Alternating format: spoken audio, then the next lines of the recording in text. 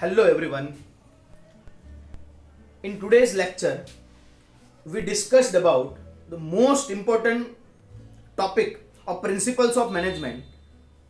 Principles of management given by Henry Fayol, or in another word, we can say that contribution of Henry Fayol in the field of principles of management. देखो Henry Fayol Frederick Taylor के जैसे ही एक French engineer थे, एक industrialist थे. उसने काफ़ी सारी इंडस्ट्री में मैनेजमेंट के लेवल पे एक्सपीरियंस लिया हुआ है, एक्टिविटी मैनेजमेंट की परफॉर्म की हुई है. उसके एक्सपीरियंस के हिसाब से उसकी जो भी मैनेजमेंट की प्रोसेस थी उसके हिसाब से अपने एक्सपीरियंस के बेस में 1916 में उसने एक बुक लिखी, industrial and general management. Book का नाम था इंडस्ट्रियल एंड जनरल मैनेजमेंट. उसमें उसने ऐसा फोकस किया कि जो भी पर्टिकुलर मैनेजमेंट को इफेक्टिव वे में अगर हमें करना है तो only research work is not possible और इज नॉट इनफ, कि उसके हिसाब से जो भी प्रिंसिपल जो भी गाइडलाइंस हमारे पास एक्सपीरियंस के हिसाब से आएगी उसको इंप्लीमेंट करना ज़्यादा मीन्स एडमिनिस्ट्रेटिव लेवल पे उसको ले जाना, day to day routine activity में उसको इन्वॉल्व करना बहुत ज़रूरी है, इंपॉर्टेंट है. तो उसके हिसाब से एडमिनिस्ट्रेटिव मैनेजमेंट के प्रिंसिपल्स भी कहा जाते हैं हेनरी फेयोल को प्रिंसिपल्स को. क्यों? क्योंकि उसने 14 प्रिंसिपल्स की जो गाइडलाइंस दी हुई है अपने एक्सपीरियंस के हिसाब से, अपने जो भी मैनेजमेंट का प्रोसेस उसने अडॉप्ट किया at that particular point of time, उसके हिसाब से उसने गाइडिंग तौर पे एडमिनिस्ट्रेटिव लेवल में day to day routine work में ये 14 प्रिंसिपल्स अगर आप अप्लाई करते हो as a manager, then you can able to perform management activity very effectively. But उसने क्या किया, 14 प्रिंसिपल्स जो है उसको अप्लाई करने के लिए पहले सभी मैनेजर को एक इंस्ट्रक्शन दिया कि आप मैनेजमेंट के जो प्रिंसिपल्स है उसको अप्लाई करना चाहते हो, अच्छी बात है, पर उसके पहले you have to divide your industrial activity into 6 part.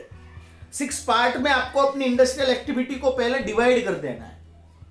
तो क्या है कि आपका रूटीन वर्क जो है वो स्मूथली, एडमिनिस्ट्रेटिव लेवल का वर्क है वो स्मूथली चलेगा. उसमें 6 पार्ट में कौन कौन सी एक्टिविटी है उसके बारे में हम पहले डिस्कस करते हैं. सबसे पहले टेक्निकल एक्टिविटी. देखो प्रोडक्शन प्रोसेस, मशीनरी, फैक्ट्री के लेवल पे जो भी टेक्नोलॉजी, मशीनरी, उसके हिसाब से जो भी एक्टिविटीज कंडक्ट होगी वो सब फैक्ट्री के लेवल की एक्टिविटी टेक्निकल एक्टिविटी बोला जाएगा.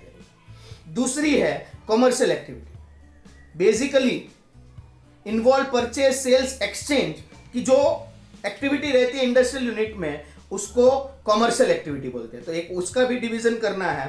Financial activity which include basically from estimating need of finance, कितनी जरूरत है पैसे की, money, acquiring finance from different sources, उसका यूज कैसे करेंगे, इनकम डिस्ट्रीब्यूट कैसे करेंगे, वो सब फाइनेंशियल एक्टिविटी में आएगा. फिर है सेफ्टी एक्टिविटी. यहाँ पे सेफ्टी सबकी, एम्प्लॉय की सेफ्टी की बात हो रही है. एट द सेम टाइम जो भी रिसोर्सेज है, प्रॉपर्टी है, उसकी सेफ्टी, कैसे सेफ्टी के मेजर्स रखेंगे सबके लिए, उसका जो एक पर्टिकुलर एक्टिविटी है उसमें सेफ्टी में डिवाइड करेंगे उसको. अकाउंटिंग एक्टिविटी, बेसिकली जो भी ट्रांजैक्शंस होंगे डे टू डे बेस पे उसका रिकॉर्ड करना है, फाइनेंशियल स्टेटमेंट प्रिपेयर करना है जिसके हिसाब से कोई भी इंडस्ट्रियल यूनिट की फाइनेंशियल पोजीशन हमें पता चल सके. तो ये अकाउंटिंग एंड मैनेजरियल एक्टिविटी जो मोस्ट इंपॉर्टेंट एक्टिविटी है मैनेजमेंट की प्रोसेस को आगे बढ़ाने के लिए, planning, organising, directing, controlling, coordinating, उसके हिसाब से उसने जो फंक्शंस दिए हुए हैं उसमें आपको मैनेजरियल एक्टिविटी. तो ये 6 पार्ट में पहले मैनेजर को अपनी इंडस्ट्रियल एक्टिविटी जो है उसको डिवाइड करना है. ठीक है, तो ये 6 एक्टिविटीज हुई. अब हम जो उसका डिस्कशन करेंगे वो है most important aspects, core concept of Henry Fayol's contribution, 14 principles of management which is given by Henry Fayol. उसमें सबसे पहला प्रिंसिपल जो है डिवीजन ऑफ वर्क. देखो, according to this principle, Henry Fayol said that you have to achieve efficiency, productivity in your work. For that, you have to make division of work as per the efficiency, capability, qualification, experience, skill of employee, कि जो आपके पास employ उसकी skill, knowledge, experience, qualification, efficiency, productivity के हिसाब से work जो है उसको क्या कर देना है, डिवाइड कर देना है. डिवीजन मींस डिवाइड कर देना. एक काम जिसके पास जितनी स्किल, नॉलेज, रिक्वायरमेंट है उसके हिसाब से उसको देना है. दूसरा काम दूसरे पर्सन को उसकी स्किल, रिक्वायरमेंट, क्वालिफिकेशन, एक्सपीरियंस के हिसाब से देना है. उसको बोलते हैं division of work. If you perform division of work, then you can easily achieve specialization in your organization. Division of work जो है which result into specialization. जो भी एक्सपर्ट पर्सन होंगे अपने फील्ड के, अपने पर्टिकुलर वर्क की क्वालिफिकेशन, एक्सपीरियंस, स्किल उसके पास होगी, वो इजीली वो पर्टिकुलर एस्पेक्ट जो है, फंक्शन जो है वो इजीली परफॉर्म करेंगे.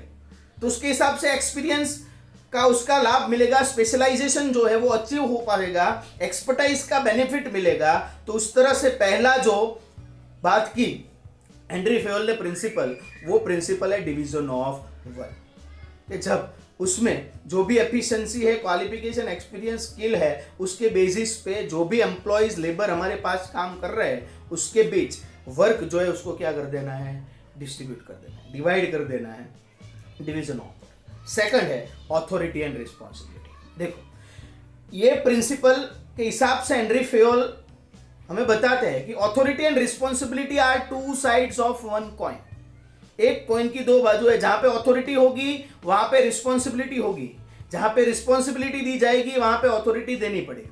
बट कुछ चीजें हैं जो अथॉरिटी रिस्पॉन्सिबिलिटी के प्रिंसिपल में हेनरी फेयोल ने बताई है. सबसे पहले authority and responsibility should be balance. जितनी अथॉरिटी उतनी ही रिस्पॉन्सिबिलिटी, जितनी रिस्पॉन्सिबिलिटी उतनी ही अथॉरिटी, ना उससे कम ना उससे ज्यादा. दूसरा, at the time of assigning authority and responsibility, manager has to consider skill, knowledge, qualification, experience, etc. of employee. उस occupation also, उसका हुद्दा क्या है, उसका qualification क्या है, knowledge क्या है, experience क्या है, उसके हिसाब से उसको authority. If authority is given to wrong person, it may be possible or there is a chance of increasing misuse of authority, increase in organization. तो तीन एस्पेक्ट्स यहां पे ये प्रिंसिपल में ध्यान रखनी है. हेनरी फेयोल ने बताया authority and responsibility are two sides of one coin. There should be balance between authority and responsibility, and authority and responsibility should be assign on the basis of skill, knowledge, qualification, experience, etc. Of employ. तीसरा जो है सबसे important principle Henry Fayol का, वो है discipline. Discipline require optimum utilization of resources and consistency of activity in organization. If you follow discipline in a particular organization, then there is harmonious relationship, harmonious environment, conducive environment create in your organization. With help of discipline, you can easily able to make control and supervision over your employees. So under this principle, Henry Fayol said that in your organization, for maintaining discipline, you have to form certain code of conduct. Code of conduct means certain rules for discipline, and you have to give instruction to employee that you have to follow this particular code of conduct rules as your guidelines to perform each and every activity. If anyone break this particular rules, code of conduct, then there should be disciplinary action. In terms of fine, in terms of punishment, you have to provide. Due to this, industrial relation becomes strong. Discipline should be maintained, which result into harmonious relationship, cooperation in your organization. तो ये principal जो था वो principal था discipline का principal, जो important है कोई भी ऑर्गेनाइजेशन के लिए. डिसिप्लिन के बगैर कोई भी काम आसानी से हम आगे नहीं बढ़ा सकते. Discipline is very much necessary in every business organization. Fourth है important principle of Henry Fayol. देखो एग्जाम पॉइंट ऑफ व्यू में भी सिंगल क्वेश्चन के तौर पे 2 मार्क्स में 1 मार्क्स में भी पूछा जाता है. Unity of command. As we all know, as per the organisational structure from top level to bottom level, there should be constant passing of orders and command from top to middle and from middle to bottom. So as per this principle, Henry Fayol said that only one superior should have to provide order and instruction to only one individual employee for only one particular job or activity. कि यहाँ पे वो बताते हैं कि कोई एक superior को ही कोई एक एम्प्लॉय जो है उसको ऑर्डर कमांड जो है पास करना है. If there are more than one superior come and give instruction, order, command to a particular employee, then there is a situation of confusion. Confusion create हो जाएगा कि किसका ऑर्डर पहले करे, किसका कमांड पहले फुलफिल करे, किसकी इंस्ट्रक्शन पहले फाइंड. तो उसके हिसाब से unity of command is nothing but in simple term हमें याद रखना है only one superior give order and command to only one individual employ. जो भी एक इंडिविजुअल एम्प्लॉय है उसको एक काम के लिए, एक जॉब के लिए एक ही सुपीरियर जो है उसको इंस्ट्रक्शन देगा, कमांड देगा, ऑर्डर देगा. तो यूनिटी ऑफ कमांड मेंशन होगी, हार्मोनियस रिलेशनशिप होगी, कोई कंफ्यूजन नहीं होगा और स्मूथली वो अपना काम आगे बढ़ाएगा. अगर एक से ज्यादा आएगा सुपीरियर, इंस्ट्रक्शन देगा, ऑर्डर देगा, कंफ्यूजन की सिचुएशन जो है वो क्रिएट होगी. तो ये भी इंपॉर्टेंट प्रिंसिपल है. आगे का प्रिंसिपल है यूनिटी ऑफ डायरेक्शन. देखो ये जो यूनिटी ऑफ डायरेक्शन का प्रिंसिपल है उसमें हेनरी फेयोल बताते हैं कि हमें पता है when we are implementing plan, जब प्लानिंग का फंक्शन को हम इंप्लीमेंटेशन में डालेंगे at that particular point of time employee has to face various difficulty problem. At that particular point of time we have to provide them necessary guidance and instruction, motivation. तो as per the principle of unity of command the same thing is applied as per unity of direction. The same thing is applied in case of unity of command. कि only one superior give direction means guidance, instruction, motivation to only one employee or group of employee, due to which again there should be lack of chance for creating confusion.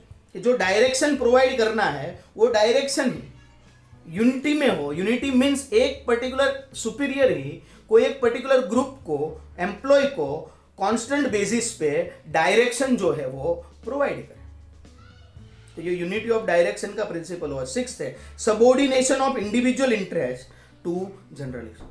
देखो as per this principle Henry Fayol said that when a particular employee come in organization he has certain individual interest.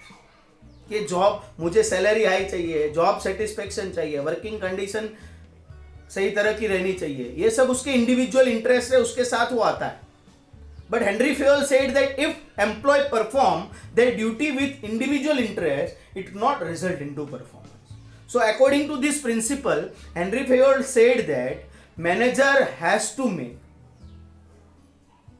System, manager has to perform activity in such a way that this individual interest integrate or combine with general interest. कोई general interest के साथ employ organisation का ये जो सब individual interest है employ के वो कंबाइन हो जाए, इंटीग्रेट हो जाए, सबऑर्डिनेशन उसका हो जाए, तो एक्टिविटी जो है स्मूथली एक कॉमन इंटरेस्ट के साथ आगे बढ़ेगी और हम जो भी गोल और ऑब्जेक्टिव जो है उसको इजी वे में अचीव कर पाएंगे.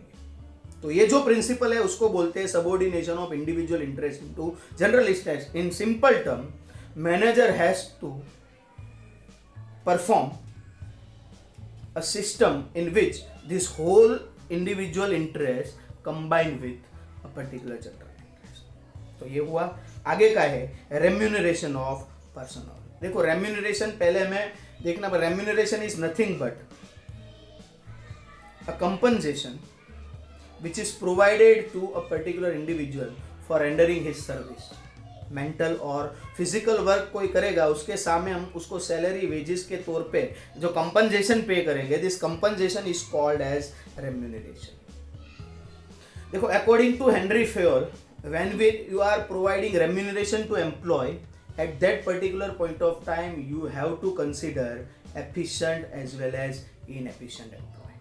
इनएफिशिएंट एम्प्लॉय को जनरल वे में आप वेज दे सकते हैं, but if you have some efficient employee you have to provide salary, wage plus extra incentive or benefits to your employee as per their performance, as per their efficiency, which result into honesty, satisfaction and motivation to employee. So as per the remuneration principle, Henry Fayol said that you have to provide some extra incentive benefits to your efficient employee apart from your salary or wages. This particular thing is considered as principle of remuneration of personnel. तो ये एक principal हुआ. देखो अब आगे का जो principle है, प्रिंसिपल नंबर 8, सेंट्रलाइजेशन. देखो पहले हमें ये क्लियर कर, centralization means concentration of authority to only one particular place और to only limited to only one particular individual. कि एक पर्सन के पास एक प्लेस में अथॉरिटी कॉन्सेंट्रेट हो जाएगी तो उसको सेंट्रलाइजेशन बोलते हैं. डिसेंट्रलाइजेशन मीन्स जब अथॉरिटी जो है डिस्ट्रीब्यूट हो जाएगी, डिवाइड हो जाएगी डिफरेंट पर्सन के बीच में, then this particular thing is considered as decentralized. According to this principle, Henry Fayol said that the decision of centralization or decentralization depend upon size of the organization. If the size of organization is small, then we have to go for centralization. If size of organization big, on large scale, then we have to go for decentralization. Small size की business firm होगी तो हम centralization के तौर पे आगे जाएंगे. एक ही पर्टिकुलर पर्सन के पास सभी अथॉरिटी रहेंगी तो कोई प्रॉब्लम नहीं है. बट जब साइज ऑफ ऑर्गेनाइजेशन इंक्रीज होगा तो उस वक्त हमें डिसेंट्रलाइजेशन अपनाना है, अथॉरिटी जो उसको डिस्ट्रीब्यूट कर देनी. तो ये सेंट्रलाइजेशन का प्रिंसिपल हुआ. आगे का प्रिंसिपल है स्केलर चेन. देखो as per this principle Henry Fayol said that there is a 3 level, top to bottom level working in the organization. According to him there should be a scalar chain from top to bottom. Means order and instruction pass in a chain form, in a scalar chain form from top level to middle. Top से middle में ही order आएंगे और middle से ही bottom में आएंगे. ऐसे scalar chain maintain करना है. एट द सेम टाइम कोई भी कंप्लेन होगी, रिपोर्टिंग होगा तो वो बॉटम से मिडल में जाएगा, मिडल से अप में जाएगा. In this way there is a scalar chain create in organization from top level to bottom level. तो अगर इसे स्केलर चेन के हिसाब से आप अथॉरिटी, रिस्पॉन्सिबिलिटी, ऑर्डर, कमांड जो है टॉप से मिडल, मिडल से बॉटम तक आप देंगे. रिपोर्टिंग, कंप्लेन, कोई भी प्रॉब्लम्स हो उसको बॉटम से मिडल, मिडल से टॉप तक ले जाएंगे. एक स्केलर चेन मेंटेन करेंगे from top to bottom. Then it creates harmony, it create efficiency and effectiveness in your organization. तो ऐसे टॉप टू बॉटम एक स्पेशल स्केलर चेन जो है उसको मेंटेन करना है. ठीक है. आगे का जो प्रिंसिपल है ऑर्डर. देखो ऑर्डर मीन्स यहाँ पे कोई कमांड देना, किसी को काम करने का ऑर्डर देना, ऐसा नहीं. In this particular principle Henry Fayol focus on 2 types of order, material order and social order. देखो material order means as per Henry Fayol we have to decide a particular place for everything and we have to put everything in a particular place. This is called material order. कि कोई भी चीज हो हमारे organisation में उसका एक proper place decide होना चाहिए और वो चीज वहां पे ही रखनी चाहिए. किसी को भी चाहिए तो उसको ढूंढने के लिए टाइम वेस्ट ना हो, वहां पे से वो ले सकता है. एक पर्टिकुलर चीज है, मटेरियल है, उसकी एक पर्टिकुलर प्लेस डिसाइड और वो वहां पे ही रखना है, उसके अलावा किसी भी जगह पे नहीं. ऐसे आप मटेरियल ऑर्डर फॉलो करेंगे तो वेस्टेज ऑफ टाइम जो है डिक्रीज हो गया. इजीली कोई भी चीज किसी भी पर्सन को किसी भी टाइम पे मिल सकते हैं. दूसरा social order, right person for the right job at the right time. भी किसी को किसी भी तरह के काम दे दिया, ऐसा नहीं. सोशल ऑर्डर मीन्स जो क्वालिफाइड पर्सन है उसके हिसाब से उसकी जो काम है उसके हिसाब से उसको ये प्लेस पे लगाना है काम पे. Right person for the right job at the right time. This particular thing is considered as social order. तो यहाँ पे ऑर्डर के प्रिंसिपल में 2 टाइप के ऑर्डर हैं, एक मटेरियल ऑर्डर और एक सोशल ऑर्डर. तो ये 10वां प्रिंसिपल हुआ हेनरी फेयोल का. अब आगे का जो प्रिंसिपल है हेनरी फेयोल का, प्रिंसिपल ऑफ इक्वालिटी, उसके बारे में डिस्कस करें. देखो employee are important part of managerial system. Employees are human being. So as per this principle, Henry Fayol said that when you are taking work from your employee, you have to adopt practical approach. जब भी आप आपके employ के पास से काम लेंगे, practical approach के साथ उसके पास से काम लेना होगा. जो भी एम्प्लॉयज ऑर्गेनाइजेशन में काम करते हैं without any type of discrimination, कोई भेदभाव के बिना, सबको इक्वल अपॉर्चुनिटी, सबको इक्वल जस्टिस, यूनिफॉर्मिटी, समानता के साथ सबसे, जो भी मैनेजर होगा, जो भी ओनर होगा, उसको काम लेना होगा। इक्वल एनवायरनमेंट जो है क्रिएट करना पड़ेगा सबके लिए। किसी के लिए भेदभाव नहीं चलेगा, सैलरी के बेस पे, वर्किंग कंडीशन के बेस पे, बिहेवियर के बेस पे, सबके साथ, वो चाहे टॉप लेवल का जो एम्प्लॉय हो और लोअर लेवल का एम्प्लॉय हो, सबके साथ इक्वालिटी के साथ ही काम जो है करना है। इसके हिसाब से एम्प्लॉय का जो लेबर टर्नओवर है वो भी डिक्रीज हो जाएगा, एम्प्लॉय सेटिस्फाइड होगे आपके यहाँ काम करने के लिए, और लॉन्ग टर्म के हिसाब से वो आपके ऑर्गेनाइजेशन के साथ जुड़े रहेंगे। तो ये इक्वालिटी का प्रिंसिपल हुआ। आगे का जो प्रिंसिपल है, स्टेबिलिटी ऑफ पर्सनल टेन्योर। देखो, as per this principle Henry Fayol said that stable और permanent employee are consider as permanent assets for your organization. कि जब लॉन्ग टर्म के हिसाब से परमानेंट बेस पे एम्प्लॉय आपके साथ काम करेंगे तो वो आपकी असेट्स कहलाएंगे। So for that, as a owner, as a manager, you have to provide conducive environment, appropriate opportunity, appropriate working condition, facility to your employee so that they continue work with you for long period of time.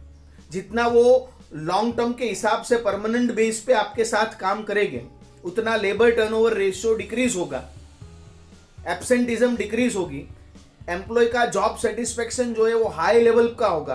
तो permanent base पे long term के हिसाब से employ आपके साथ रह के आपके साथ कोई भी काम जो है आगे बढ़ाए, उस तरह का एनवायरनमेंट, अप्रोप्रिएट जो भी फैसिलिटीज रहती है, वर्किंग कंडीशन रहती है, जो भी उसको कंपनसेशन देना होता है, उस तरह से दीजिए कि ताकि जो भी एम्प्लॉय है आपके पास, स्टेबिलिटी ऑफ टेन्योर मीन्स वो लॉन्ग टर्म के साथ आपके साथ जुड़ा रहे, लॉन्ग टर्म के लिए, ऑर्गेनाइजेशन के लिए वो काम करेगा, तो एक स्पेसिफिक गोल ऑब्जेक्टिव तक वो पहुंच पाएगा इजीली, और ओवरऑल ग्रोथ एंड डेवलपमेंट जो है वो बिजनेस का होगा जब परमानेंट एम्प्लॉय जो है आपके साथ लॉन्ग टर्म के हिसाब से काम करे। तो ये प्रिंसिपल में हेनरी फेयोल बताते हैं कि ऐसा फैसिलिटी, ऐसा एनवायरनमेंट ओनर मैनेजर को फ्रेम करना पड़ेगा, अपने एम्प्लॉय को देना पड़ेगा कि वो लॉन्ग टर्म के हिसाब से परमानेंट नेचर के साथ आपके साथ जुड़े और काम करें, और एक पर्टिकुलर गोल ऑब्जेक्टिव जो होगा ऑर्गेनाइजेशन का वो सेटिस्फाइड करने में आपकी मदद करे। तो ये हुआ प्रिंसिपल। आगे इनिशिएटिव। देखो, initiative is very much required in the field of entrepreneurship. जब कोई एंटरप्रेन्योर अपना बिजनेस जो है स्टार्ट करता है, at that particular point of time कोई भी इंडस्ट्रियलिस्ट के लिए initiative, to do something new means taking initiative, उसको इनिशिएटिव बोलते हैं कि कुछ नया करना। तो in this particular principle Henry Fayol said that as a manager, as a owner, you have to provide such an environment, such a freedom to your employee that if they want to do something new, if they want to take certain initiative to do something new for your organization, you have to give complete freedom to them. If initiative is given to employee, then they feel free to work without any type of burden. They are freely work as per their knowledge, as per their conveniency, as per their requirement, and ultimately it's benefit to the organization. तो उसमें Henry Fayol बताते हैं कि जो भी employ आपके साथ काम करेंगे, वो एम्प्लॉय को कुछ नया करने का इनिशिएटिव आपको देना पड़ेगा, आपको ऐसा एनवायरनमेंट क्रिएट करना पड़ेगा, आपको ऐसी फ्रीडम देनी पड़ेगी कि आपका एम्प्लॉय जो है वो आपके साथ कुछ भी नया करना चाहता है तो इजीली कर सके। इसी एनवायरनमेंट क्रिएट करने की रिस्पॉन्सिबिलिटी जो है वो ओनर की, मैनेजर की रहेगी as per the Henri Fayol. This is called principle of initiative. क्योंकि कभी बार ऐसा होता है कि मैनेजर, ओनर के पास जो आइडिया नहीं रहते, वो एक जनरल जो भी एम्प्लॉय होता है उसके पास होता है, और उससे ऑर्गेनाइजेशन को वो एक और पर्टिकुलर सिचुएशन में ऑर्गेनाइजेशन को बहुत बड़ा लाभ, फायदा मिल सकता है। तो वो भी एस्पेक्ट्स जो है ध्यान में रखनी है। अब last 14 principle, esprit de corps, team spirit जिसको बोलते हैं, फ्रेंच वर्ड का, फ्रेंच लैंग्वेज का ये word esprit de corps means team spirit. Under this principle Henry Fayol said that there should be harmony yes relationship between employees and owner. There is a mutual adjustment, there is mutual relationship between owners and employee. If there is conflict in organization between these two parties, if there is no feeling of oneness, if there is no team spirit, teamwork, then your organization cannot able to achieve a particular goal or objective. So under this principle, Henry Fayol suggests that कि आप आपके organisation में जो भी employees और जो भी party है ओनर, दोनों के बीच में हार्मोनियस रिलेशन एक तो होना चाहिए, सबके बीच में फीलिंग ऑफ वननेस होनी चाहिए, सब एक ही है, ऐसी टीम स्पिरिट, टीम वर्क की जो एनवायरनमेंट है वो कंडक्ट करना रहेगा, ऐसा एनवायरनमेंट जो है एस्टैब्लिश करना रहेगा, तो टीम स्पिरिट के साथ कोई भी गोल, कोई भी ऑब्जेक्टिव जो है वो इजीली अचीव हो सकता है. तो this particular principle is consider as principle of esprit de corps, जिसको टीम स्पिरिट बोला जाता है, कि उसमें ओनर और मैनेजर को फीलिंग ऑफ वननेस सब एक ही है, इस तरह की फीलिंग अपने ऑर्गेनाइजेशन में, अपनी ऑर्गेनाइजेशनल मैनेजमेंट एक्टिविटी में डेवलप करनी रहे. This is the principle of esprit de corps. तो देखिए इस तरह से 14 प्रिंसिपल्स है हेनरी फेयोल के, but this principles are not rigid in nature as we earlier discuss, कि सिचुएशन के हिसाब से हेनरी फेयोल ने बोला है खुद ने कि आपकी मैनेजमेंट की स्टाइल के हिसाब से 14 प्रिंसिपल्स में आप कुछ चेंज करना चाहते हो, कोई प्रिंसिपल दूर करना, रिमूव करना चाहते हो, कोई प्रिंसिपल नया एडप्ट करना चाहते हो, you can do it. But this 14 principle are basic principles of management which guide you thoroughly for effective management. This is the topic of principles of management. Thank you very much.